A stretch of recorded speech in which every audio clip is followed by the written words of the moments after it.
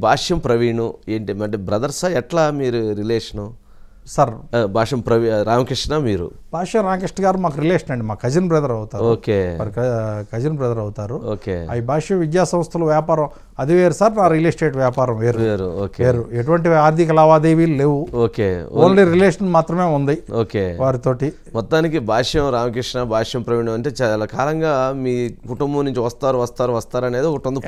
Last time మా భాష్యం రామకృష్ణ గారు నరసరాపేట ఎంపీగా దాదాపుగా ఫైనల్ అయిన పక్షంలో రాయపాటి సాంబశివరావు గారికి అకామిడేట్ చేసే క్రమంలో ఆయనకి ఇవ్వాల్సి వచ్చిందండి. అంతే కాన్ బట్ మామూలుగా అయితే మాకు సీటు వచ్చినంత ఇది వచ్చి అయిపోయిందన్నట్ట వచ్చింది రామకృష్ణ గారికి. చివరి నిమిషంలో కొన్ని ఈక్వేషన్స్ మారటం వల్ల అదేలేండి అట్లా జరిగింది. మీరు అన్నారు కదా చంద్రబాబు నాయుడు గారు ఆచితూచి ఆలోచించేటప్పుడు అట్లా ఏం లేదు సార్, ఈక్వేషన్స్.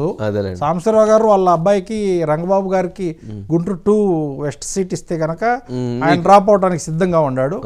గల్లా జయదేవ్ గారు ఆ మద్దాలగిరి గారిని చివరి నిమిషంలో ఎంకరేజ్ చేయటం, ఈ seat Guntur west seat Maddalagiri గారికి ఇవ్వండి పార్టీని రిక్వెస్ట్ చేయటం, ఆయన ఎంపీ అభ్యర్థి కాబట్టి ఆయన రిక్వెస్ట్ ని ఓకే చేయటం, ఆ ఈక్వేషన్ లో రంగబాబు గారికి సీట్ రాకపోవటం వల్ల సాంబశివరావు గారికి నరసరావుపేట ఎంపీ సీట్ ఇవ్వటం జరిగిందండి. ఆ క్రమంలో మా రామకృష్ణ గారికి ఇట్లా మిస్ అయిపోయింది. అంటే ఏంటి మరి రామకృష్ణ గారు కూడా వచ్చే అవకాశం ఉందా? అంటే ప్రస్తుతం ఉన్న పరిస్థితుల్లో ఆయన ప్రత్యక్ష రాజకీయాల్లోకి రావటం పెద్ద ఇంట్రెస్ట్ చూపించట్లేదు. ఆ ఉద్దేశంతోనే నేను ఇనిషియేట్ తీసుకుని నేను వద్దామని అనుకున్నాను. ఓకే, మొత్తానికి అట్లా రాజకీయంగా మీకు అది ఇప్పుడు నేను వచ్చే ముందు కూడా నేను రామకృష్ణ గారిని అడగటం జరిగింది. అడిగి ఆయన బ్లెస్సింగ్స్ తీసుకునే వచ్చాను సార్. ఓకే, వచ్చాను సార్. ప్రస్తుతం తెలుగుదేశం